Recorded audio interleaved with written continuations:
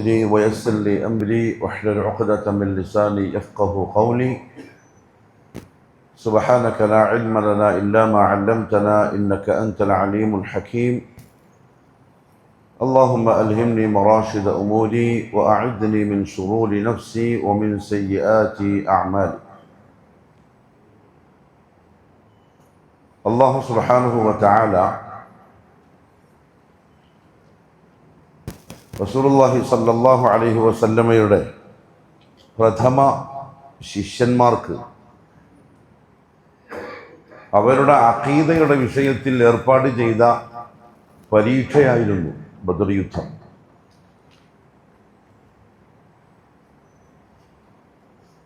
അവരാ പരീക്ഷയിൽ 100 മാർക്കിന് പാസ്സായി. ആ സർട്ടിഫിക്കറ്റ് അള്ളാഹു പരിശുദ്ധ ഖുർആനിൽ തന്നെ കൊടുക്കുകയും ചെയ്തു. ഖിയാമത്ത് നാൾ വരെ ലോക മുസ്ലിമീങ്ങൾ അവരെ ആദരിക്കും, സ്നേഹിക്കും, അവരെ പുകഴ്ത്തും. അതൊക്കെ അവർക്കുള്ള സമ്മാനത്തിൻ്റെ ഭാഗമാണ്.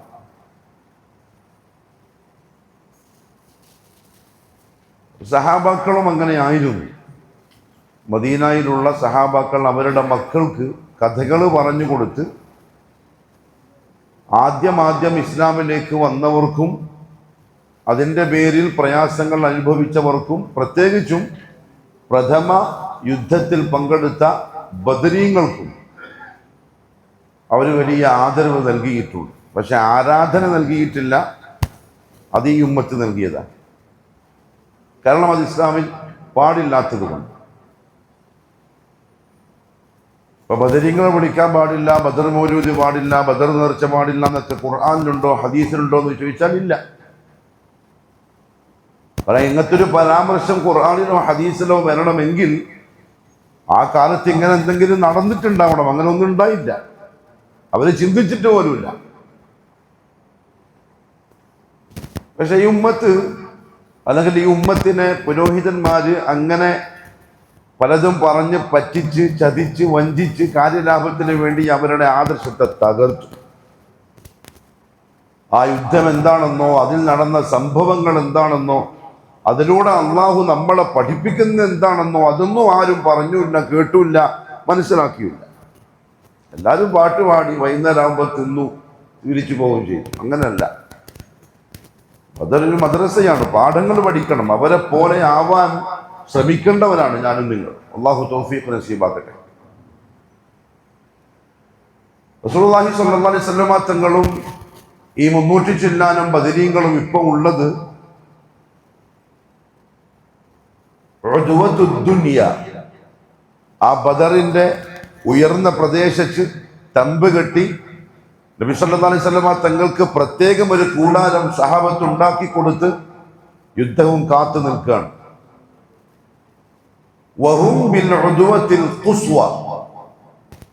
അബൂജഹലിന്റെ നേതൃത്വത്തിലുള്ള 1000-ഓളം വരുന്ന പട്ടാളക്കാരുള്ളത് നേരെ താഴ്ഭാഗത്താണ്. അത് ഇന്നും ബദർ ചെന്നാൽ നമുക്ക് വ്യക്തമായി മനസ്സിലാവും ആ 2 പട്ടാളക്കാരും നിന്ന 2 സ്ഥലങ്ങൾ.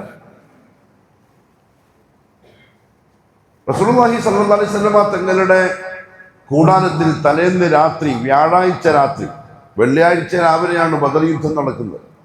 റമദാൻ 17-ന്റെ അന്ന്. ഇന്നിപ്പോ എത്രയായി? ഇന്ന് 17. ഇന്നലെ വ്യാഴാഴ്ച, അന്ന് റമദാൻ 16. വ്യാഴാഴ്ച അസ്തമിച്ച രാത്രി നബി സല്ലല്ലാഹു അലൈഹി വസല്ലമ തങ്ങളുടെ ആ ഒരു കൂടാരത്തിൽ എന്താണോ നടന്നത് അതാണ് നമുക്കുള്ള വലിയ ഒരു പാഠം. കാരണം അവിടെ ഇപ്പൊ ഉള്ളത് ആരൊക്കെന്നറിയാം? ഒന്ന് അഷ്റഫുൽ മഖ്ലൂഖാത്ത്, അള്ളാഹുവിന്റെ സൃഷ്ടികളിൽ, അത് മനുഷ്യരാവട്ടെ മനുഷ്യരല്ലാത്തവരാരും ആവട്ടെ, ജിന്നുകളാവട്ടെ മറ്റാവട്ടെ എന്തു ആവട്ടെ, മഖ്ലൂഖാത്തുകളിൽ ഏറ്റവും പരിശുദ്ധനായ വ്യക്തി മുഹമ്മദ് മുസ്തഫ സല്ലല്ലാഹു അലൈഹി വസല്ലം. അതിനേക്കാളും നല്ല ഒരു മനുഷ്യനെ ഒരു ഉമ്മയും പ്രസവിക്കൂല ഇലാ യൗമിൽ ഖിയാമ. ഇനി ലോകം അങ്ങനത്തെ നല്ല ഒരാളെ കാണൂല. അത്ര പരിശുദ്ധനാണ് മുഹമ്മദ് സല്ലല്ലാഹു അലൈഹി വസല്ലം. അതുകൊണ്ടല്ല അബ്ദുൽ മുത്തലിബ് മുഹമ്മദ് എന്ന് പേര് വെച്ചപ്പോൾ അറബികൾ ചോദിച്ചല്ലോ, ഇതെന്ത് പേരാ ഇത്, ഇതുവരെ കേൾക്കാത്തൊരു പേര്. അറബി ചരിത്രത്തിൽ അന്ന് വരെ അങ്ങനത്തെ ഒരു പേര് വെക്കപ്പെട്ടിട്ടില്ല. അപ്പൊ അബ്ദുൽ മുത്തലിബ് പറഞ്ഞു, എൻ്റെ മകൻ ആളുകളുടെ നാവുകളാൽ വാഴ്ത്തപ്പെടാൻ ഞാൻ ആഗ്രഹിക്കുന്നു, അതുകൊണ്ടാണ് ഞാൻ ആ പേര് വെച്ചത്. മുഹമ്മദ് എന്ന് പറഞ്ഞാൽ സ്തുതിക്കപ്പെട്ടവൻ എന്നാണ് അർത്ഥം. ഇന്നും നബി സല്ലല്ലാഹു അലൈഹി വസല്ലം തങ്ങളെ തെറി പറയാനും കൊച്ചാക്കാനും ആയിരിക്കും അവര് നാവെടുക്കുക. എന്നാലും ആരെന്ന് പറഞ്ഞിട്ടാ തെറി വിളിക്കുക? മുഹമ്മദ് അങ്ങനെ, മുഹമ്മദ് ഇങ്ങനെ, മുഹമ്മദ് അങ്ങനെ. സ്തുതിക്കപ്പെട്ടവെന്ന് പറഞ്ഞിട്ടാണ് തെറി പറയുന്നത്. അപ്പൊ ആ തെറിക്കാൻ സ്ഥാനമില്ല. അതിന് മുമ്പ് ആരാണെന്ന് പറയപ്പെട്ട് കഴിഞ്ഞു, സ്തുതിക്കപ്പെട്ട മുഹമ്മദ് സല്ലല്ലാഹു അലൈഹി വസല്ലം. എനിക്ക് തോന്നുന്നു അതുകൊണ്ടായിരിക്കണം ജൂതന്മാര് ഇംഗ്ലീഷിൽ മുഹമ്മദ് എന്ന് എഴുതുമ്പം എമ്മിന് ശേഷം യു ഒഴിവാക്കിയിട്ട് ഓ ഇട്ട്. നമുക്ക് മനസ്സിലായിട്ട് നമ്മൾ ഭയങ്കര സംഭവമായിട്ട് എം ഓ പിന്നെ ഒരു കുത്ത് മുഹമ്മദ് എന്നാക്കി. മുഹമ്മദ് എന്ന് വിളിച്ചാൽ വാഴ്ത്തപ്പെട്ടവൻ എന്നർത്ഥം. നമുക്ക് അല്ലെങ്കിലേ നമുക്കൊന്നും തിരിയലില്ല ദീനിന്റെ കാര്യങ്ങൾ. ഇതെല്ലാം തിരിയുന്ന ജൂതന്മാർക്കാണ്. അബൂജഹലിനും ഈ പേരിന്റെ ഗൗരവം തിരിഞ്ഞിരുന്നു. കാരണം എന്ത് തെറി പറഞ്ഞാലും എന്ത് പറയേണ്ടി വരുന്നു? മുഹമ്മദ്. അപ്പൊ അബൂജഹൽ കാര്യം ചെയ്തു, ആ പേരങ്ങ് മാറ്റിയിട്ട് മുസമ്മം എന്ന് വിളിക്കാൻ തുടങ്ങി, ആക്ഷേപിക്കപ്പെട്ടവൻ. പക്ഷെ എന്താ സംഭവിച്ചെന്നറിയോ? ഒരു ദിവസം റസൂലുള്ളാഹി സ്വല്ലല്ലാഹു അലൈഹി വസല്ലം സഹാബത്തിനോട് ചോദിച്ചു, അവര് എന്നെ തെറി വിളിക്കുമ്പോൾ ഞാൻ മിണ്ടാതിരിക്കുന്നതിൽ നിങ്ങൾക്ക് അത്ഭുതം തോന്നുന്നില്ലേ? സഹാബാക്കൾ പറഞ്ഞു, തീർച്ചയായും. അപ്പൊ മുഹമ്മദ് സല്ലല്ലാഹു അലൈഹി വസല്ലം പറഞ്ഞു, അവര് മുഹമ്മദിനെ അല്ലല്ലോ തെറി വിളിക്കുന്നത്, അവര് തെറി പറയുന്നത് മുസമ്മമനെയാണ്. വഅന മുഹമ്മദ്, ഞാൻ മുഹമ്മദാണ്. അതുകൊണ്ട് ആ തെറി എനിക്ക് യേശുന്നേ ഇല്ല. അള്ളാഹു അങ്ങനെ സംരക്ഷിച്ച ആളാണ് റസൂലുള്ളാഹി സ്വല്ലല്ലാഹു അലൈഹി വസല്ലം. എത്ര എത്ര സന്ദർഭങ്ങളിൽ ദേഹോപദ്രവങ്ങളിൽ നിന്ന് അള്ളാഹു ജിബ്രീലിനെ നേരെ അയച്ചിട്ട് സംരക്ഷിച്ചു. അങ്ങനത്തെ ആളാണ് ബദറിൽ ആ കൂടാരത്തിൽ തലേന്ന് രാത്രി ഉള്ളത്. മക്ക ജീവിതത്തില് അബൂജഹൽ ലഅനത്തുല്ലാഹി അലൈഹി കഅബാലയത്തിന്റെ മുറ്റത്ത് നബി സല്ലല്ലാഹു അലൈഹി വസല്ലം തങ്ങളെ വരവും കാത്തു നിൽക്കാണ്. ദാറുൻ നദുവയിൽ എല്ലാ സനാദീദുകളും ഉണ്ട്, നേതാക്കന്മാരെല്ലാരും ഉണ്ട്. അപ്പൊ അബൂജഹലിന്റെ വക ഒരു വീരവാദം, മുഹമ്മദ് ഇങ്ങോട്ട് വരട്ടെ, ഇന്ന് കാബന്റെ മുമ്പിൽ വന്ന് മുഹമ്മദ് നിസ്കരിക്കുകയാണെങ്കിൽ ഞാൻ ഈ കല്ലെടുത്ത് അവന്റെ തലയെറിഞ്ഞ് പൊളിക്കാൻ പോവാണ്, നിങ്ങൾ നോക്കിക്കോ. അബൂജഹല പറയുന്നു, വലിയ നേതാവാണ്, ബാക്കിയുള്ള ആൾക്കാരൊക്കെ അത് കണ്ട് രസിക്കാനും ചിരിക്കാനും കാത്തു നിൽക്കുകയാണ്. റസൂലുള്ളാഹി സ്വല്ലല്ലാഹു അലൈഹി വസല്ലം സാധാരണ പോലെ വന്നു, ശാന്തനായി വന്നു നിന്നു കാബന്റെ മുമ്പിൽ. അവിടെ നിന്ന് നിസ്കരിച്ചു, നിസ്കാരം പൂർത്തിയാക്കി അവിടെ കുറെ നേരം ഇരുന്നു, അള്ളാഹുമായി മുനാജാത്തൊക്കെ ചെയ്തു. അബൂജഹൽ അനങ്ങുന്നില്ല. നേതാക്കന്മാര് നോക്കി നിൽക്കാണ് ഇവനെ എറിയുന്നതും പൊളിക്കുന്നതും ബുദ്ധിമുട്ടിപ്പിക്കുന്നതും കാണാൻ. പക്ഷെ അനങ്ങുന്നില്ല. ആ കഥ അള്ളാഹു ഖുർആൻ നമുക്ക് പറഞ്ഞു തന്നു. അറഅയ്ത അല്ലദീ യൻഹാ അബ്ദൻ ഇദാ സല്ല അറഅയ്ത ഇൻ കാന അലൽ ഹുദാ ഔ അമറ ബിത്തഖ്വ അറഅയ്ത ഇൻ കസ്സബ വതവല്ലാ അലം യഅലം ബിഅന്ന അല്ലാഹ യറാ കല്ലാ ലഇൻ ലം യൻതഹി ലനസ്ഫഅൻ ബിന്നാസിയ നാസിയത്തിൻ കാദിബത്തിൻ ഖാതിഅ ഫല്യദ്ഉ നാദിയ സനദ്ഉ الزبانിയ. ഇത് അബൂജഹലിനെ പറ്റി ഇറങ്ങിയ ആയത്തുകളാണ്. അറഅയ്ത അല്ലദീ യൻഹാ, തടസ്സമുണ്ടാക്കാൻ വേണ്ടി വന്ന ഒരുത്തനെ കണ്ടില്ലേ? ഐ അബൂജഹൽ, ആ വന്ന അബൂജഹലാണ്. അബ്ദൻ, ഒരു ദാസനെ, ഇദാ സല്ലാ, നിസ്കരിക്കാൻ വേണ്ടി വരുമ്പോൾ, എന്റെ അടിമ, എന്റെ അബ്ദായ മുഹമ്മദ് സല്ലല്ലാഹു അലൈഹി വസല്ലം കാബന്റെ മുമ്പിൽ നിസ്കരിക്കാൻ വേണ്ടി വരുമ്പോ അതിന് തടയിടാൻ നിൽക്കുന്ന ഈ മന്ദബുദ്ധിയെ കണ്ടില്ലേ? അലം യഅലം ബിഅന്ന അല്ലാഹ യറാ, ഓനറിയില്ല അള്ളാഹു ഓനെ നോക്കിക്കൊണ്ടിരിക്കുന്നുണ്ട്. എന്റെ റസൂലിനെ, എന്റെ ഹബീബിനെ ഓനറിയാൻ വേണ്ടി വന്നാൽ ഞാൻ വെറുതെ നോക്കി നിൽക്കുന്നോ വിചാരിക്കുന്നത്? അലം യഅലം ബിഅന്ന അല്ലാഹ യറാ. കല്ലാ, നബിയേ ഓരോട് വേണ്ടാന്ന് പറഞ്ഞേക്ക്, ആവശ്യമില്ലാത്ത പണി ചെയ്യണ്ടെന്ന് പറഞ്ഞേക്ക്. നിങ്ങളെ തൊട്ട് ഞാൻ ഓനെ വെറുതെ വിടൂല, ഞാൻ പിടിച്ചാൽ അത് വല്ലാത്ത പിടിയായിരിക്കും. കല്ലാ, അവിടെ വേണ്ടാന്ന് പറഞ്ഞേക്ക്. അത് ഖുർആൻ ശരീഫിലെ ആയത്തുണ്ടെങ്കിൽ ഖിയാമത്ത് നാൾ വരെയുള്ള സുന്നത്തിനെതിരെ പ്രവർത്തിക്കുന്നവർക്കുള്ള ശക്തമായ താക്കീതാണ്. കല്ലാ, റസൂലുള്ളാഹിന്റെ ഹയാത്ത് കാലത്ത് അള്ളാന്റെ ഹബീബിന്റെ ദേഹോപദ്രവം വേണ്ട. ഇന്ന് റസൂലുള്ളാഹി തങ്ങളുടെ സുന്നത്തിനെതിരെയും കളിക്കാൻ നിൽക്കണ്ട. പിടിച്ചിട്ടുണ്ട്, പിടികൂടിക്കൊണ്ടിരിക്കുന്നുണ്ട്. അള്ളാഹു മനസ്സിലാക്കാൻ തൗഫീഖ് തരട്ടെ. കല്ലാ ലഇൻ ലം യൻതഹി, അവൻ ഈ ദൗത്യത്തിൽ നിന്ന് പിന്മാറാൻ തയ്യാറല്ലെങ്കിൽ ലനസ്ഫഅൻ ബിന്നാസിയ, ഞാൻ അവന്റെ ഉച്ചിയിൽ പിടിക്കാൻ പോവാണ്. നാസിയത്തിൻ കാദിബത്തിൻ ഖാതിഅ, വൃത്തികെട്ട കള്ളനായ അവന്റെ ഉച്ചിയിൽ ഞാൻ പിടിക്കാൻ പോവാണ്. ആയത്തിറങ്ങി. നബി സല്ലല്ലാഹു അലൈഹി വസല്ലം സഹാബാക്കൾക്ക് ഓതിക്കൊടുത്തു. കണ്ടോ, അള്ളാഹു ഇങ്ങനെ പറയുന്നുണ്ട്. അബൂജഹലിന്റെ അനുയായികൾ കേട്ടു, നേതാവിന്റെ അടുത്ത് എത്തിച്ചു. അങ്ങനെ ഉണ്ടാവും. എല്ലാ നേതാക്കന്മാർക്കും എന്തുണ്ടാവും? ചാരന്മാരുണ്ടാവും. ഇവരെന്താ പറയുന്നു, ഇവരെന്താ ആക്കുന്നത്, ഇങ്ങനെ ആളി മൂലക്കുള്ളിരുന്നിട്ട് കേൾക്കും, കാണും, ഇപ്പം അതൊക്കെ പോയിട്ട് അപ്പുറത്ത് എത്തിച്ചു കൊടുക്കും. അങ്ങനെ എല്ലാ കാലത്തും ഉണ്ടാവും. ഈ കാലത്തും ഉണ്ട്. അബൂജഹലിന്റെ പോയിട്ട് പറഞ്ഞു, മുഹമ്മദിന്റെ റബ്ബി ഇങ്ങനെയെല്ലാം പറയുന്നുണ്ട്, നിങ്ങളെ കഥ കഴിഞ്ഞാൽ മുഹമ്മദിന്റെ റബ്ബ് അങ്ങനെ പറഞ്ഞോ? ഒരു കാര്യം ചെയ്യും, നിങ്ങൾ പോയിട്ട് പറ, മുഹമ്മദും മുഹമ്മദിന്റെ റബ്ബും പിന്നെ മുഹമ്മദിന്റെ അറബികളുടെ കൂട്ടത്തിൽ ആരെങ്കിലും വിളിക്കാൻ പറ്റുമോ? ഓരോരും വിളിച്ചിട്ട് വരാൻ പറ, ഞാൻ ഇവിടെ തന്നെ ഉണ്ട്, ഞാൻ എവിടെയും പോകുന്നില്ല. വെല്ലുവിളി ഞാനിവിടെ ഉണ്ട്. മുഹമ്മദിനെ അനുകൂലിക്കുന്ന അറബി ഗോത്രങ്ങളൊക്കെ വിളിച്ചോട്ടെ, ബനൂ ഹാഷിം കുടുംബത്തെ അംഗീകരിക്കുന്ന ബാക്കി ഗോത്രങ്ങളും വന്നോട്ടെ, ഞാനിവിടെ ഉണ്ട്, നോക്കാം, നമുക്ക് ആരാ ജയിക്കാന്നുള്ളത് നോക്കാം.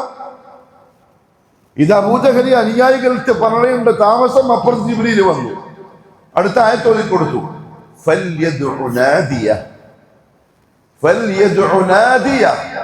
നബിയേ, അവനോട് വിളിച്ചു കൂട്ടാൻ പറ്റുന്നവരെ എല്ലാം വിളിച്ചു കൂട്ടിയിട്ട് വരാൻ പറ. ഓൻ എന്നെ യുദ്ധത്തിന് വെല്ലുവിളിച്ചിരിക്കുകയാണ്. ഓൻ എന്നെയും നിങ്ങളെയും യുദ്ധത്തിന് വെല്ലുവിളിച്ചിരിക്കുകയാണ്. ഓ വിളിക്കട്ടെ, ഓൻ നേതാവല്ലേ, വലിയ ആളല്ലേ, കഴിയുന്ന ആൾക്കാരെല്ലാം കൂട്ടിയിട്ട് വരട്ടെ. എനിക്ക് വേറെ ആരും വേണ്ട, എനിക്ക് ഞാനുണ്ടാക്കിയ പട്ടാളക്കാരുണ്ട് ഇവിടെ, സബാനിയത്തിന്റെ മലക്കുകൾ, ഞാൻ അവരെയും കൊണ്ടുവന്നോളാം. നോക്കാൻ ആരാ ജയിക്കാൻ. ഖുറൈശികൾ പോയി ചോദിച്ചു അബൂജഹലിനോട്, ഈ വീരവാദവും വെല്ലുവിളിയും നടത്തിയിട്ട് എന്തേ പിന്നെ അനങ്ങാണ്ട് ഇന്ന് മുഹമ്മദ് വന്നപ്പോ? അപ്പൊ പറഞ്ഞു, മുഹമ്മദിന്റെയും എന്റെയും ഇടയിൽ ഞാൻ അതിഭയങ്കരനായ ഒരു ഒട്ടകത്തെ കണ്ടു, അതെന്നെ കടിക്കാൻ വേണ്ടി വരുന്ന പോലെ എനിക്ക് തോന്നി. സത്യം പറഞ്ഞാൽ ഞാൻ പേടിച്ചു പോയി. നബി സല്ലല്ലാഹു അലൈഹി വസല്ലം തങ്ങൾ പറഞ്ഞു, അള്ളാഹു ജിബ്രീലിനെ അയച്ചു. അവനെങ്ങാനും എൻ്റെ അടുത്ത് വന്നിരുന്നുവെങ്കിൽ ജിബ്രീൽ അവനെ എടുത്തിട്ട് കീറിയിട്ട് കളയുമായിരുന്നു, തൊടാൻ വിടൂല. ഇന്ന് സുന്നത്തിനെതിരെ പ്രവർത്തിക്കുന്ന ആൾക്കാരില്ലേ, ഹദീസ് വേണ്ട, ഒരു മുസ്തഫയുണ്ട്, ഇപ്പൊ ഭയങ്കരമായിട്ട് വരുന്നുണ്ട്, ഒരു മുസ്തഫ മൗലവി. കേൾക്കരുത് കേട്ടോ, ഇൽമിൽ റാസിഹീങ്ങളല്ലാത്തവർ അങ്ങനത്തെ വീഡിയോസ് ഒന്നും കാണരുത്, കേൾക്കരുത്. ശൈത്താൻ വസ്വാസ് ഉണ്ടാക്കും, ഹിദായത്ത് നഷ്ടമായി പോകും. ഹദീസിനെ പൂർണ്ണമായിട്ട് തള്ളുകയാണ്, സുന്നത്തിനെ പൂർണ്ണമായിട്ട് തള്ളാൻ. ആ തള്ളുന്നവർ ഒരിക്കലും വിജയത്തിലെത്തുമെന്ന് വിചാരിക്കുകയേ വേണ്ട. വിജയത്തിലെത്തൂല. സുന്നത്തിന് അള്ളാന്റെ സംരക്ഷണമുണ്ട്. ഏതിനുള്ള പോലെ? ഖുർആനിലുള്ള പോലെ. ഖുർആൻ നമുക്ക് ആർക്കൊന്നും ചെയ്യാൻ കഴിയില്ലല്ലോ. ഖുർആന്റെ ഒരു ആയത്തെന്ന് കളയാം, ഖുർആന്റെ ഒരു അക്ഷരം കളയാം, ഖുർആൻ എന്തെങ്കിലും ഒന്ന് കേറ്റിക്കളയാം. ഖിയാമത്ത് നാൾ വരെ നടക്കുന്ന പരിപാടിയല്ല. ഇന്ന് രാത്രി നാളെ നേരം വെളുക്കുന്നതിന് മുമ്പ് ലോകത്ത് കിട്ടാനുള്ള കോടാനുകോടി വരുന്ന ഖുർആനിന്റെ കോപ്പികള് കത്തിച്ച് ചാമ്പലാക്കി ചാരം കടലിൽ കൊണ്ടുപോയിട്ട് ഒഴുക്കിന്ന് വെച്ചോ. പിറ്റന്ന് രാവിലെ സുബഹിക്ക് പുതിയ ഖുർആൻ പറഞ്ഞു. അങ്ങനത്തെ ഹാഫിദുകൾ അല്ലാഹു ഉണ്ടാക്കരുത്, നടക്കൂല. അതേ സംരക്ഷണം ഉണ്ട് എന്തിന്? റസൂലുള്ളാഹി തങ്ങളുടെ സുന്നത്ത്. ഞാൻ പറഞ്ഞു വന്നത്, അത്രത്തോളം അല്ലാഹു സുബ്ഹാനഹു വ തആല വില കൊടുത്ത് ആദരിച്ച് ബഹുമാനിച്ച മുഹമ്മദ് മുസ്തഫ സല്ലല്ലാഹു അലൈഹി വസല്ലമ തങ്ങളാണ് അവിടെ ആ കൂടാരത്തിലുള്ളത്. പിന്നെ ആരുള്ളതെന്നറിയോ കൂടെ? ആ കൂടാരത്തിന് ലോകം കണ്ട ഏറ്റവും വലിയ ഔലിയാക്കൾ, പച്ചയായ ഔലിയാക്കൾ, പുറമെ വേഷവീശാദികളും മോടികളൊന്നും ഇല്ലാത്ത, കാണിക്കലുകളൊന്നും ഇല്ലാത്ത യഥാർത്ഥ ഹഖീഖത്തൻ വിലായത്തിലെത്തിയ ഔലിയാക്കൾ. എന്തുകൊണ്ട് നമ്മൾ അങ്ങനെ ഔലിയാക്കൾ എന്ന് പറയാൻ കാരണം? അള്ളാഹു പറഞ്ഞു പരിശുദ്ധ ഖുർആനിൽ, ലഖദ് റളിയല്ലാഹു അനിൽ മുഅ്മിനീന ഇദ് യുബായിഊനക തഹ്ത അശ്ശജറ, ആ മരത്തിന്റെ താഴെ ഇരുന്ന് അങ്ങയോട് ബൈഅത്ത് ചെയ്ത ആ സഹാബാക്കൾ ഉണ്ടല്ലോ, 1500ഓളം വരുന്ന അവരിൽ അള്ളാഹു തൃപ്തനാണ്. സർട്ടിഫിക്കറ്റാണ്. അള്ളാഹുവിന്റെ ഔലിയാക്കളാണ്. ഒരുപാട് കറാമത്തുകള് ദൈനംദിന ജീവിതത്തിൽ അനുഭവിച്ച ഔലിയാക്കൾ, സഹാബാക്കൾ. അവരാണ് ബദറിൽ ഉദ്വത്തുൽ ഖുസ്വയിൽ ആ തമ്പിലുള്ളത് തലേന്ന് രാത്രി. എന്തെങ്കിലും പഠിക്കാനുണ്ടോ? എന്ത് പഠിക്കാനുണ്ട്? ഒരു റസൂലുണ്ട്, ഇഷ്ടം പോലെ 300 ചില്ലാനും ഔലിയാക്കളുണ്ട്. മിരട്ടണ തൂഫാനാക്കി കളയാൻ നമുക്ക്. കാരണം ഇവിടെ ഒരു ദാരത്തുനിന്ന് കിട്ടിയ നൂല് വരെ തൂഫാനാക്കുന്ന കാലം.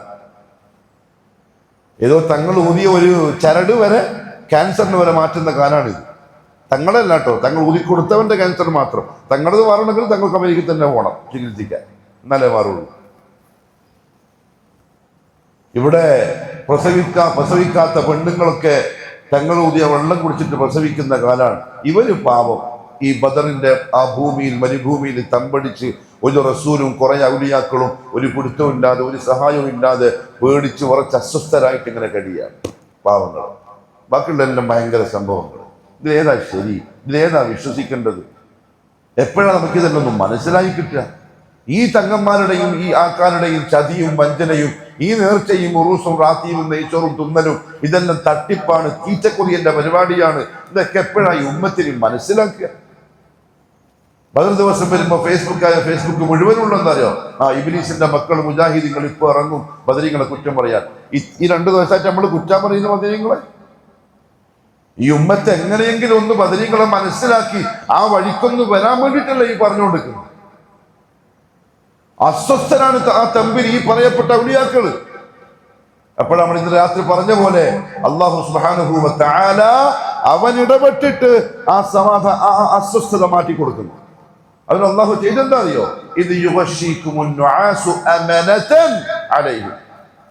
നിങ്ങൾക്ക് നിർഭയത്വം കിട്ടാനായി ഞാൻ നിങ്ങൾക്ക് നല്ല ഉറക്കം തന്നു രാത്രി. അള്ളാഹ് കൊടുത്തിട്ടാ ഉറങ്ങിയത്. ഇല്ലെങ്കിൽ പേടിച്ചിരിക്കുന്ന ആൾക്ക് ഇങ്ങനെ ഉറങ്ങാൻ കഴിയുക? 1000ഓളം വരുന്ന പട്ടാളക്കാര് എല്ലാ സന്നാഹവുമായിട്ട് അപ്പുറത്ത് വന്ന് തമ്പടിച്ച് കഴിഞ്ഞു. നാളെ രാവിലെ യുദ്ധം നടക്കാൻ പോവാൻ. ഇവർക്ക് വാളുണ്ടോ? ഇല്ല. ഉള്ള വാളിന് മൂർച്ചയില്ല. കുന്തമുണ്ടോ? ഉണ്ട്. മുലയുണ്ടോ? മുലയില്ല. തിന്നാൻ ഭക്ഷണമില്ല, കുടിക്കാൻ വെള്ളമില്ല. റമദാൻ മാസം, ശക്തമായ ചൂടുള്ള സമയം, ആകെ അസ്വസ്ഥനാണ്. അപ്പൊ അള്ളാഹ് പറഞ്ഞു, പേടിക്കൊന്നും വേണ്ട, ഞാൻ കൂടെ ഉണ്ട്. ആരോട്? ഈ ഔലിയാക്കളും. നമ്മളെന്ന് പറയുന്നു, ഒന്നും പേടിക്കണ്ട, ഈ ഔലിയാക്കൾ കൂടെ ഉണ്ട്. എന്തെങ്കിലും വിരോധാഭാസം? ബദർ മൗലിദിന്റെ ഒരു കഥയുണ്ട്, ഞാൻ പറയാം. ഇതൊന്നും പറയേണ്ടെന്ന് വിചാരിച്ചതാണ്, പിന്നെ അറിയിക്കണമല്ലോ. ബദർ മൗലിദിന്റെ ഒരു കഥ കള്ളക്കഥയാണ്, ഇല്ലാത്ത കഥയാണ്. ഒരു നാട്ടിൽ കുറച്ച് കൊള്ളക്കാരുണ്ടായിരുന്നു. അവരെന്ത് ചെയ്യും? നാട്ടിലെ മെയിൻ കച്ചവടക്കാരുടെ വീടുകളൊക്കെ സ്കെച്ച് ചെയ്യും. അതിൽ ആൾക്കാരെ തീരുമാനിക്കും, നോക്കി നിൽക്കാൻ. അയാൾ എപ്പോഴാ കച്ചവടത്തിന് പോകുന്നു, എത്ര ദിവസം കഴിഞ്ഞാൽ വരുന്ന്, എല്ലാം നോക്കി വെക്കും. അങ്ങനെ ഒരു മുതലാളിന്റെ വീട് അവർ നോക്കാൻ വേണ്ടി 2 ചാരന്മാരെ ഏൽപ്പിച്ചു. അവർക്ക് മനസ്സിലായി ഇന്ന സമയത്താണ് അയാൾ കച്ചവടത്തിന് പോകുന്നുള്ളത്, പൊയ്ക്കഴിഞ്ഞാൽ ഇത്ര ദിവസം കഴിഞ്ഞിട്ടേ വരാറുള്ളൂ, ആ സമയത്ത് ആ വീട്ടിലാകെ ഇത്ര ആൾക്കാരെ ഉണ്ടാവാറുള്ളൂ, എല്ലാം നോക്കി. മറ്റേ ടീം നോക്കുമ്പോൾ നമ്മുടെ നാട്ടിൽ ഒരു ടീമില്ലേ, ഇതിന് പേര് എന്ത് സംഘം? ഖുർആൻ സംഘം നോക്കുന്നവൻ. അള്ളാഹു കാത്തിരക്ഷിക്കട്ടെ. അയാൾ കച്ചവടത്തിന് ഇറങ്ങിയ സമയം നോക്കിയിട്ട് കള്ളന്മാർ രാത്രി വന്നു, വീട് തുറന്നു, അകത്ത് കയറി നോക്കുമ്പോൾ മോളിന്ന് വാൾട്ടേറ്റിൻ്റെ ശബ്ദം, അമ്പും വില്ലും ഒയ്യുന്ന ശബ്ദം, കുന്തം കുത്തുന്ന ശബ്ദം, ആകെ ഭയങ്കര ബഹളം മുകളിൽ. ഒരാകെ പേടിച്ചിട്ട് ഇറങ്ങി ഓടി.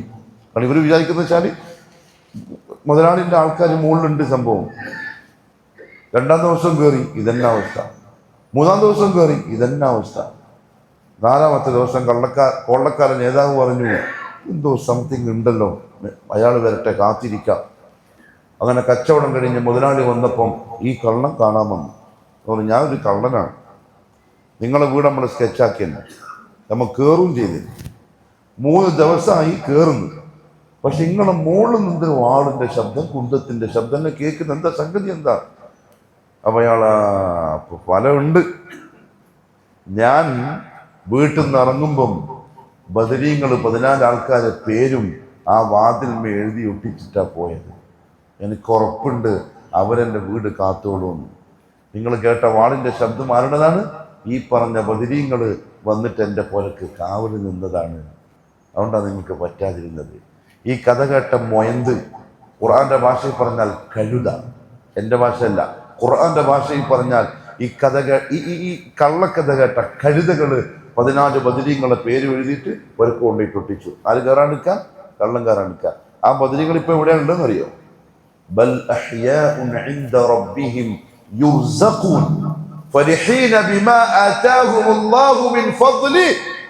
അല്ലാഹ് കൊടുക്കുന്ന സ്വർഗത്തിന്റെ സുഖങ്ങളും ആസ്വദിച്ച് അള്ളാഹിന്റെ അടുത്ത് അവര് ജീവനോടെ കഴിയുന്നുണ്ട് എന്നാ.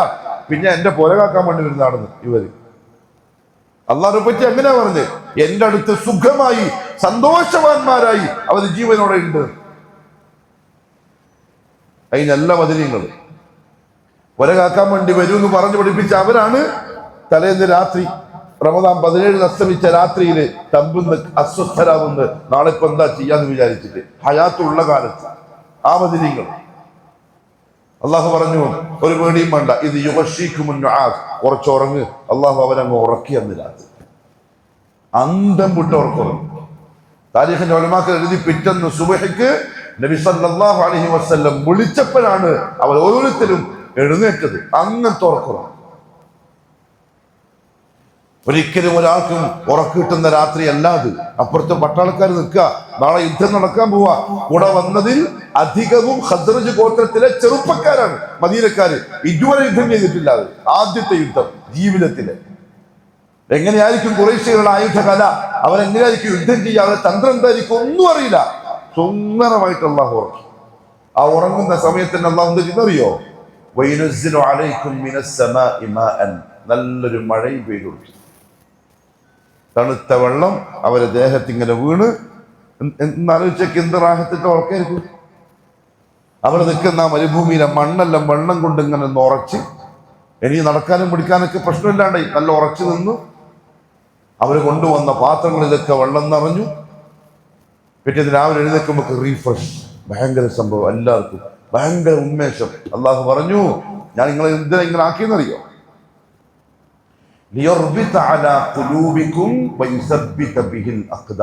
അസ്വസ്ഥരായ നിങ്ങളുടെ മനസ്സുകൾക്ക് ഒരു ബലം തരാൻ, നിങ്ങളെ കാലുകളെ നാളെ യുദ്ധക്കളത്തിൽ ഉറപ്പിച്ചു നിർത്താൻ ഞാൻ ഇടപെട്ടപ്പോഴാണ് നിങ്ങൾക്ക് അങ്ങനെയായത്. അവരെയാണ് നമ്മൾ എന്ത് ചെയ്യുന്നു? ഇടപെടിപ്പിക്കുന്നു. ശരിയല്ല.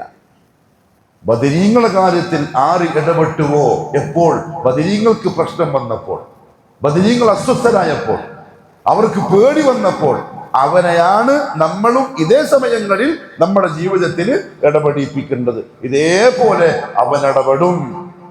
അപ്പൊ ഇവിടെ സ്ഥാനം ബദരീങ്ങൾക്കല്ല, ബദരീങ്ങളെ നമുക്ക് തന്ന ആ അള്ളാഹുവിനാണ്. അങ്ങനെ കാണണം. അങ്ങനെ വേണം താരീഖ് പഠിക്കാൻ. ഇവിടെ വലിപ്പം അള്ളാഹ്ക്കാണ്, ചർച്ച അള്ളാഹുവാണ്. എന്നാൽ അപ്പുറത്തോ ഈ ഉയർന്ന ഭാഗത്താണ് മുസ്ലിമീങ്ങളുള്ളത്. മഴ പെയ്ത് വെള്ളം മുഴുവനും ഒലിച്ചു പോകുന്നത് കുഫാറുകളുടെ പട്ടാളത്തിന്റെ ക്യാമ്പിലേക്കാൾ. വെള്ളം നിറഞ്ഞ് ചളി കെട്ടി ഉറക്കം നഷ്ടപ്പെട്ട് അന്ന് രാത്രി അവർ ആകാശസ്ഥരായി. അള്ളാഹ് ഏൽപ്പിച്ച് എങ്ങനെയായിരിക്കും? നമുക്കറിയാത്ത തരത്തിൽ അള്ളാഹു എന്ത് ചെയ്യും? കാര്യം നടത്തി തരും, കാവൽ തരും. ഇതാരെങ്കിലും വിചാരിക്കുന്നുണ്ടോ അന്നൊരു മഴ പെയ്യുന്ന? അല്ലെങ്കിൽ നിങ്ങൾക്ക് അറിയാലോ, ഗൾഫിൽ പോയ ആൾക്കാരല്ലേ, അറബി നാട്ടില് മഴ പെയ്യാന്ന് പറഞ്ഞാൽ എപ്പോഴാണ് മഴ പെയ്യ? കിട്ടിയ എന്തൊരു കളിയാ അറബി പിള്ളേർ കളിക്കുന്നത്, ചളിയും വെള്ളത്തൊന്നും. ദുബൈയിൽ കൃത്രിമമായിട്ട് മഴ പെയ്യിപ്പിക്കല്ല അവർ കിട്ടായിട്ട്. കേരളക്കാർക്ക് മനസ്സിലാവില്ല. കാരണം കിട്ടല്ല നമുക്ക് മഴ. ജനിച്ചപ്പോഴേ മഴ കണ്ടല്ലേ നമ്മൾ വളരുന്നത്. മഴ പെയ്യേണ്ട സമയമില്ല. പക്ഷെ അള്ളാഹു അങ്ങനെയാണ്. കാരണം അവിടെ ആ തമ്പില് അള്ളാഹ്ക്ക് ദുനിയാവിൽ ഏറ്റവും പ്രിയപ്പെട്ട ഒരു അടിമ മുട്ടുകാലിൽ ഇരുന്ന് കൈപൊക്കിട്ട് ദുആയിലാണ്. മുഹമ്മദ് മുസ്തഫ സല്ലല്ലാഹു അലൈഹി വസല്ലം. അള്ളഹാനോട് കാവൽ തേടിക്കൊണ്ടിരിക്കാൻ, അള്ളഹാനോട് സഹായം തേടിക്കൊണ്ടിരിക്കാൻ ആ നബിയുടെ ആ അടിമയുടെ തേട്ടം അള്ളാഹു കബൂൽ ചെയ്ത് തർത്തീബ് അള്ളാഹു ആക്കി കൊടുത്തു. മഴ പെയ്യിപ്പിച്ച് ഇവർക്ക് സുഖമുള്ള മഴ, കാഫിര്യങ്ങൾക്കോ ആകെ അസ്വസ്ഥമാക്കുന്ന മഴ.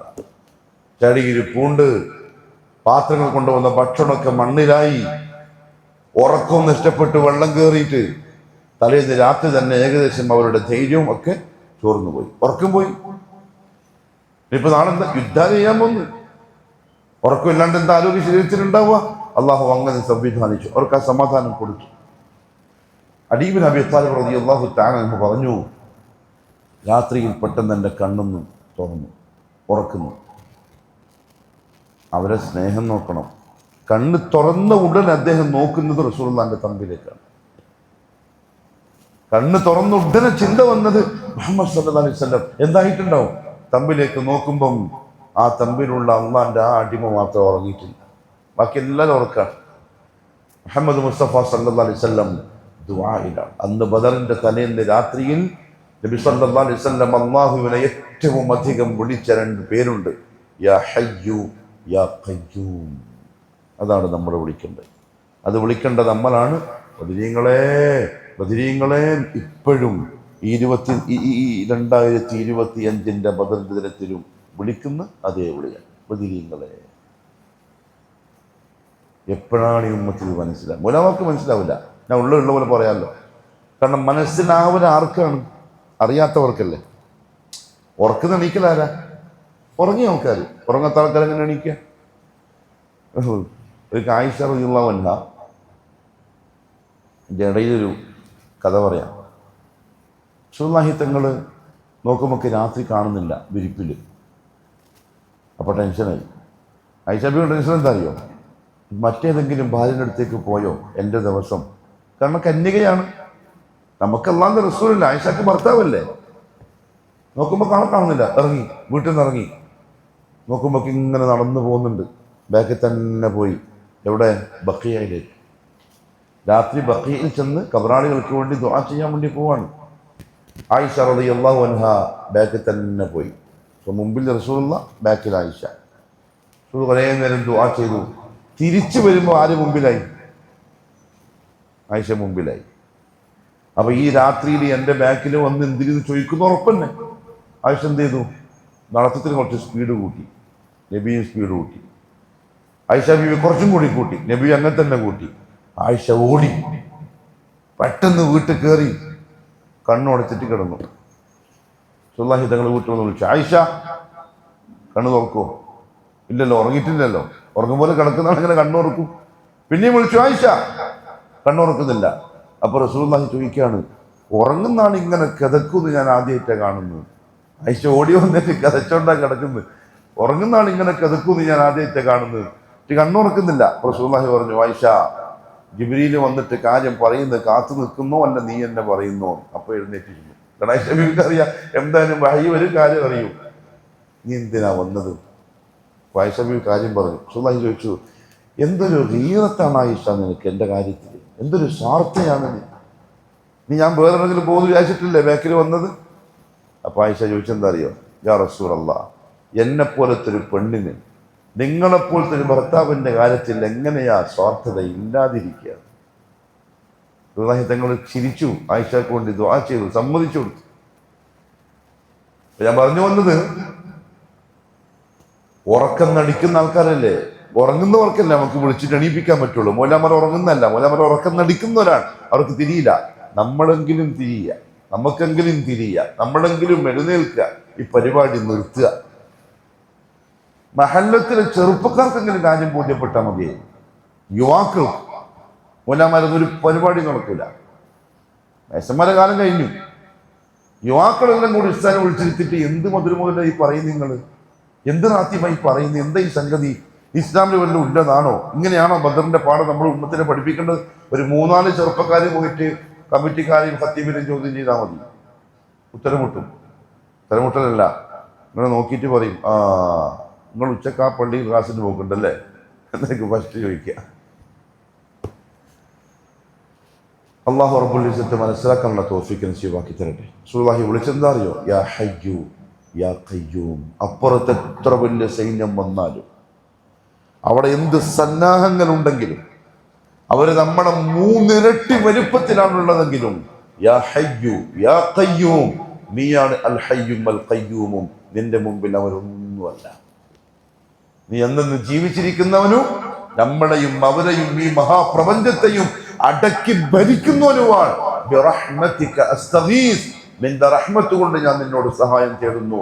അൻജിസ് വഅദക്, നീ എനിക്ക് തന്ന വാദ പൂർത്തിയാക്കി അല്ലാഹ്. എന്നെ കാത്തോളാം, സംരക്ഷിച്ചോളാം എന്ന് നീ വാദ ചെയ്തിട്ടുണ്ട്. എനിക്ക് അതിന്റെ ആവശ്യം വന്നിട്ടുണ്ട്, നീ എന്നെ സഹായിക്കണം. ഇൻ തുഹ്ലിക ഹാദിഹിൽ ഇസാബ, ഈ ചെറു സംഘം എങ്ങാനും നാളെ നശിപ്പിക്കപ്പെട്ടാൽ, ലം തുഅബദ്, പിന്നെ ദുനിയാവിൽ നിന്നെ മാത്രം വിളിക്കാൻ ആരുണ്ടാവില്ല. അല്ലാഹുവേ നീ സഹായിക്കണം, നീ സഹായിക്കണം, നീ സഹായിക്കണം. നേരം പുലരുന്നവരെ മുഹമ്മദ് സല്ലല്ലാഹു അലൈഹി വസല്ലം ദുആയില്ല. മണ്ടന്മാരായ നമ്മൾ ആ റസൂലിനെ വിളിച്ചിട്ട് നേരം വെളുക്കുന്നവരെ റമദാൻ 25 രാത്രിയിൽ ദുആ. ഇത്ര നല്ല പാടാണ് റസൂൽ തന്നത് ഈ പ്രതിസന്ധി ഘട്ടത്തിൽ. അതുകൊണ്ട് അള്ളാഹു ചോദിച്ചു സൂറത്തുൽ നഹൽ, സൂറത്തുൽ നംൽ, അമ്മൻ യുജീബുൽ മുൽതറ ഇദാ ദഅ, അമ്മൻ യുജീബുൽ മുൽതർ, പ്രതിസന്ധി ഘട്ടത്തിൽ ഏർപ്പെട്ടവന്റെ വിളിക്കുത്തരം കൊടുക്കുന്നവൻ ആരാണ്? ഇദാ ദഅാഹു, അവനെ വിളിച്ചാൽ, അഇലാഹും മഅൽ വയക്ഷിഫു സൂഅ, എന്നിട്ട് ആ പ്രതിസന്ധി, ആ ബുദ്ധിമുട്ട് അവന് നീക്കി കൊടുക്കുന്നവനും ആരാണ്? അല്ലാഹു അല്ലാതെ. അഇലാഹും മഅല്ലാഹ്, ഇത് അല്ലാഹുവാണെന്ന് ഉറപ്പിച്ചിട്ട് പിന്നെയും നിങ്ങൾ ഞാനല്ലാത്ത ആളെ വിളിക്കാൻ പോവാണോ? കൃത്യമായിട്ട് അല്ലാഹു ചോദിക്കുന്നു. പ്രതിസന്ധി വരുമ്പോ എനിക്കേ സഹായിക്കാൻ പറ്റൂ നിങ്ങളെ. ഞാൻ എന്റെ പ്രവാചകനെ ബദറിൽ സഹായിച്ച പോലെ ഇത് അറിഞ്ഞിട്ടും പഠിച്ചിട്ടും പിന്നെ നിങ്ങൾ എന്റെ പുറ ഇലാഹിനെ ഉണ്ടാക്കാൻ പോവാ. ഖുർആൻ റസൂലുള്ളാഹി സ്വല്ലല്ലാഹു അലൈഹി വസല്ലം തങ്ങളുടെ ആ ദുആ അബൂബക്കർ സിദ്ദീഖ് റളിയല്ലാഹു അൻഹു വീക്ഷിക്കുന്നുണ്ട്. അലി ഇബ്നു അബീ താലിബ് ഇത് കാണുന്നുണ്ട്. അബൂബക്കർ സിദ്ദീഖ് റളിയല്ലാഹു അൻഹു നേരെ വന്ന് കൂടാരത്തിലേക്ക് റസൂലുള്ളാഹി കൈ പൊക്കി താടി രോമത്തിലൂടെ കണ്ണീരിങ്ങനെ ഉറ്റുന്നുണ്ട്. എന്ത് കരച്ചിലായിരിക്കും കരഞ്ഞിട്ടുണ്ടാവുക. പ്രിയപ്പെട്ടവർ, ഞാൻ ഒന്ന് ചോദിച്ചോട്ടെ, അള്ളാഹിനെ പേടിച്ചിട്ട് എപ്പോഴും നിങ്ങൾ കരഞ്ഞു? അള്ളാഹുവിൻ്റെ ഔദാര്യം ചിന്തിച്ചിട്ട് എപ്പോഴെങ്കിലും കരഞ്ഞു? സ്നേഹം കൊണ്ട് കരയണം. കരച്ചത് ഇബാദത്താണ്. കരച്ചൽ ഇബാദത്താണ്. നിസ്കരിക്കുമ്പം കരയാൻ കഴിയണം. ഖുർആൻ ഓതുമ്പം കരയാൻ കഴിയണം. അതൊരു ഇബാദത്താണ്. അതിനെന്താ വേണ്ടെന്നറിയോ? ഹലാലായത് തിന്നണം. കരച്ചിൽ വരണമെങ്കിൽ ഹലാലായത് തിന്നണം. ഹറാമ് തിന്ന ശരീരത്തിൽ ഇത് കയറൂല. ഓന് കരച്ചിലൊക്കെ ഒരു നാടകമായിരിക്കും. ഓനെ സംബന്ധിച്ച് കരച്ചിലൊക്കെ അതൊക്കെ ഒരു കാട്ടിക്കൂട്ടനും ഒരു തമാശയായിരിക്കും. ഹറാമ് തിന്നോന് എന്ന് പറഞ്ഞാൽ നരകവുമായി ശരീരം അടുത്ത് കിടക്കുന്ന അള്ളാഹു കാത്തുരക്ഷിക്കട്ടെ. ഹലാല് തിന്നാ മതി, ശരീരം ത്വയ്യിബാവും, പരിശുദ്ധമാവും. ആ ഖൽബിൽ ഖുർആന്റെ ആയത്തുകൾ കയറും. ഖുർആന്റെ ആയത്ത് കേൾക്കുമ്പോൾ തന്നെ കണ്ണു നിറയും. മുഹമ്മദ് മുസ്തഫ സല്ലല്ലാഹു അലൈഹി വസല്ലം തങ്ങളുടെ ശീലം അങ്ങനെയായിരുന്നു. റമദാൻ ഈ 17 ആയിട്ടും ഇന്ന് വരെ ഈ 17 ദിവസത്തിലും അള്ളാന്റെ മുമ്പിൽ ഒന്ന് കൈപൊക്കി കണ്ണീരും ഒലിപ്പിച്ച് ദുആ ചെയ്യാത്തവരുണ്ടെങ്കിൽ ജാഗ്രത. Something wrong. ഇതിൻ്റെ ഉള്ളിൽ എന്തോ സംതിങ് പ്രശ്നമുണ്ടെന്ന് അതിൻ്റെ അർത്ഥം. അതുകൊണ്ട് അള്ളാഹു ഇതിനെ കല്ലിനോട് വിശേഷിപ്പിച്ചത്. ഫഹിയ കൽ ഹിജാറ, നിങ്ങളുടെ മനസ്സ് കല്ല് പോലെ ഉറച്ചിരിക്കുന്നു. ഔ അശദ്ദു ഖസ്വ, അല്ല അതിനേക്കാൾ കഠിനം. ഒരു തുള്ളി കണ്ണീര് വരുന്നില്ല എന്റെ മുമ്പിൽ. അല്ലാഹു കല്ലിനെ മാറ്റി വെക്കാണ്. വ ഇന്ന മിനൽ ഹിജാറതി ലമാ യതഫജ്ജറു മിൻഹുൽ അൻഹാർ. കല്ലങ്ങനല്ല, ചില കല്ലുകൾ പൊട്ടിയിട്ട് വെള്ളം മുറ്റാറുണ്ട്. വ ഇന്ന മിൻഹാ ലമാ യശഖഖു ഫയഖ്റുജു മിൻഹുൽ മാ. ചില കല്ലുകൾ കീറിയിട്ട് അതിനുള്ളിൽ നിന്ന് വെള്ളം ഒഴുകും, പുഴയായിട്ട് വരും. വ ഇന്ന മിൻഹാ ലമാ യഹ്ബിതു മിൻ ഖശ്യത്തില്ലാഹ്. ചില കല്ലുകൾ അള്ളാഹിനെ പേടിച്ചിട്ട് പൊട്ടിത്തെറിക്കാറുണ്ട്. നിങ്ങളുടെ കൽബിന് ഒന്നും വരുന്നില്ല. അബൂബക്കർ സിദ്ദീഖ് റളിയല്ലാഹു അൻഹു പറഞ്ഞു, കരച്ചിൽ വരുന്നില്ലെങ്കിൽ കരയും പോലെ കാണിക്കണം അള്ളാൻ്റെ മുമ്പിൽ. അള്ളാഹ്ക്കൊരു രസം തോന്നിയിട്ട് സഹതപിക്കും. കരച്ചിൽ വരുന്നില്ലെങ്കിൽ അള്ളാൻ്റെ മുമ്പിൽ കരയും പോലെ ആക്കണം. അത് അള്ളാഹ്ക്ക് ഇഷ്ടമാണ്. ഇവിടെ ആൾക്കാർക്ക് കരയുന്നതാ പ്രശ്നം. ഇവിടെ ആൾക്കാർക്ക് പള്ളിയിൽ നിന്നുള്ള ആൾക്കാർ കരയുന്നതും കേൾക്കുന്നതൊന്നും പിടിക്കുന്നില്ല.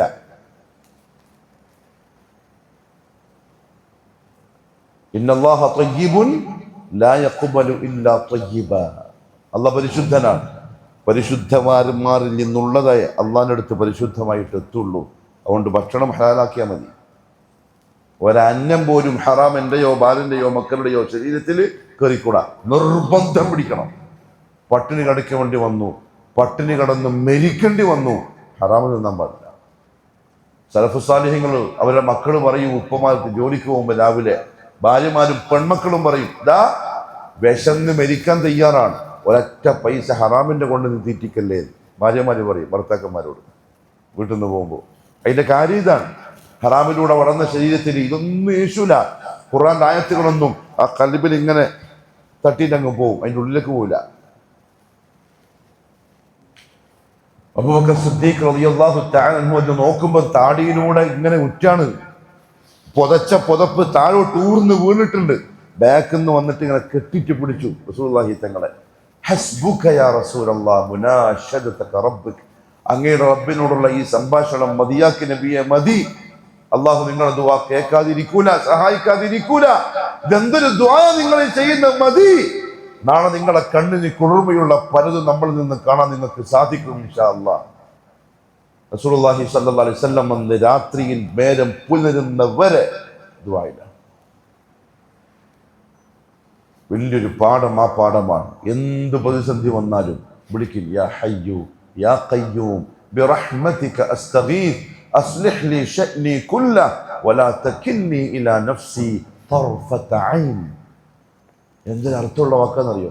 യാ ഹയ്യു, എന്നെന്നും ജീവിച്ചിരിക്കുന്നവനെ, യാ ഖയ്യൂം, എല്ലാത്തിനെയും മടക്കി ചൊൽപ്പടിക്ക് നിർത്തി ഭരിക്കുന്ന മഹാരാജാവേ, ബിറഹ്മതിക അസ്തഗീസ്, നിന്റെ റഹ്മത്ത് വെച്ചുകൊണ്ട് ഞാൻ നിന്നോട് സഹായം തേടുന്നു.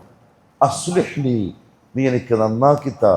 ശഅനി, എൻ്റെ കാര്യങ്ങളെല്ലാം, കുല്ല, എല്ലാം, എൻ്റെ ഏതേത് കാര്യങ്ങളുണ്ടോ അതൊക്കെ നീ എനിക്ക് നല്ല നിലക്കാക്കിത്താ. വലാ തകിൽനി, നീ എന്നെ ഏൽപ്പിക്കരുതേ. ഇലാ നഫ്സി, എന്നെ തന്നെ, തർഫത ഐനിൻ, ഒരു കണ്ണുപൂട്ടി തുറക്കുന്ന സമയം പോലും, ഒരു സെക്കൻഡ് സമയം, ശരി നീ നിന്റെ കാര്യം നീ എന്നെ നോക്ക്, തൽക്കാലം ഞാനൊന്ന് മാറി നിൽക്കാം എന്ന് നീ പറഞ്ഞ് നീ എന്നെ ഏൽപ്പിക്കല്ലേ. ഞാൻ തവിടുപൊടിയായി പോവും, തകർന്ന് തരിപ്പണായി പോവും. നീ നിന്റെ സംരക്ഷണത്തിൽ, നിന്റെ നോട്ടത്തിൽ, നിന്റെ സഹായത്തിൽ എൻ്റെ കാര്യങ്ങളൊക്കെ നേരെയാക്കി തരണേ. യാ ഹയ്യു യാ ഖയ്യൂം. ഇതാ റസൂലുള്ളാഹി തങ്ങള് ബദറിന്റെ തലേന്ന് രാത്രി നമ്മളെ പഠിപ്പിച്ച ദുആ. ഉമ്മത്തിൽ അങ്ങോട്ടാ കൊണ്ടുപോകുന്ന ഇവര് ഇതൊന്നും പറഞ്ഞു കൊടുക്കുന്നേ ഇല്ല. കാരണം ഇത് പറഞ്ഞു കൊടുത്ത് ഇത് മനസ്സിലാക്കി കഴിഞ്ഞാൽ പിന്നെ എന്ത് നടക്കൂല? ആട് വരൂല. ഇപ്പൊ ആടിന്റെ സീസണാണ്, ആട് വരവ്. നോമ്പാവുമ്പക്ക് എന്തിന്റെ പേര് എന്താണ്? ആട് ഡേയാ, എന്തോ ഒരു ഇത് കണ്ടിരുന്നു പോസ്റ്റർ. ഏതാ? പക്ഷേ ഞാൻ തന്നെ ഈ ഫേസ്ബുക്ക് നോക്കും, ഞാൻ നോക്കില്ലെന്ന് റമദാനായിട്ട്.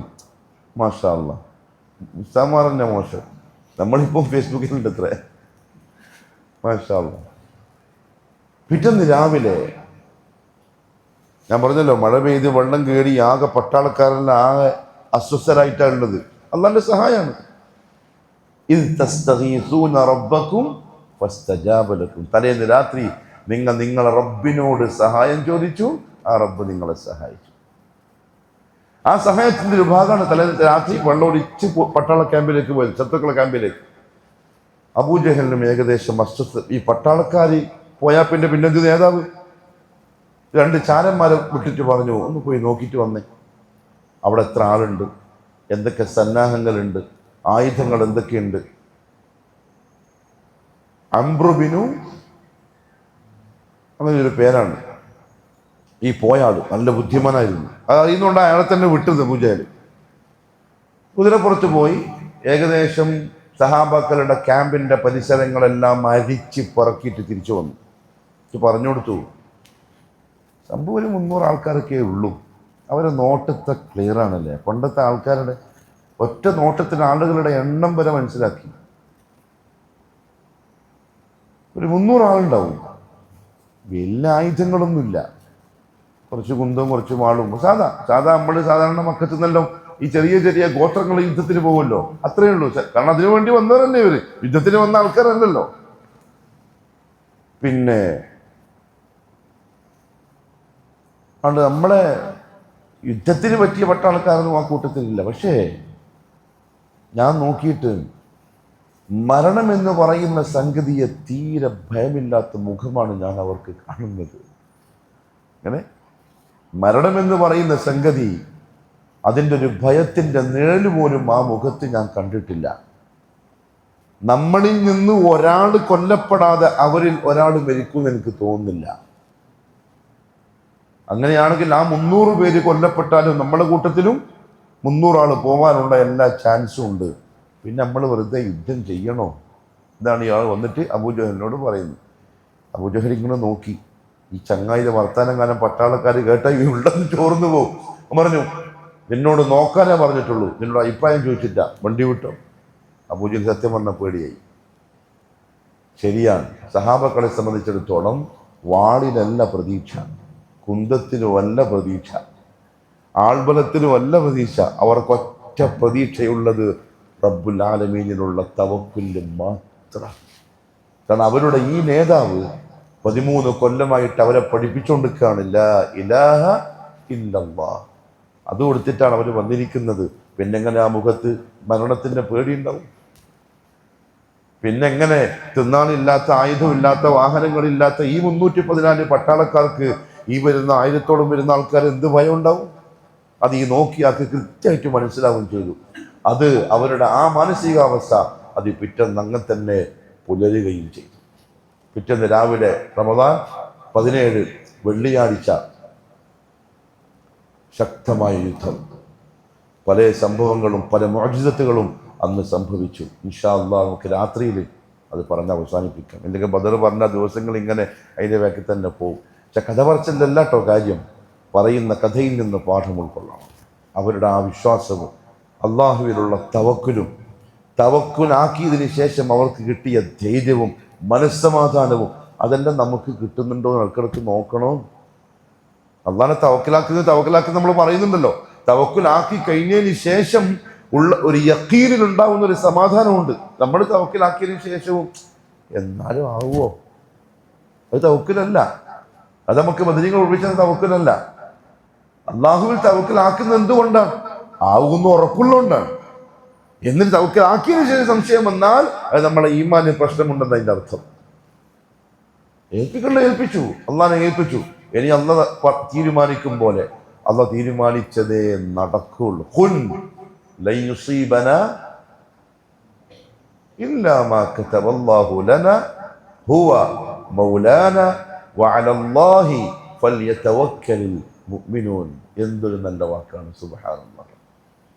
ഖുൽ നബിയെ, നിങ്ങൾ പറഞ്ഞു കൊടുക്കുക എൻ്റെ അടിമകൾക്ക്, ലൻ യുസീബനാ, നമുക്ക് ബാധിക്കുകയില്ല തന്നെ, ഇല്ലാ മാ കതബല്ലാഹു ലനാ, നമുക്ക് അല്ലാഹു എന്താണോ എഴുതിയിട്ടുള്ളത് അതല്ലാതെ വേറൊന്നും നമ്മുടെ ജീവിതത്തിൽ ബാധിക്കില്ല. ഹുവ മൗലാന, അവനാണ് നമ്മളുടെ യജമാനൻ. ഹുവ മൗലാന, അവനാണ് യജമാനൻ, തീരുമാനിക്കുന്നവൻ.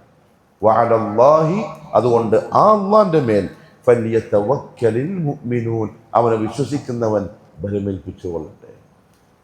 ബദരീങ്ങൾ ഏൽപ്പിച്ച പോലെ അങ്ങനെയാവാനാണ് ബദറിന്റെ ഖിസ്സ പറയുന്നത്.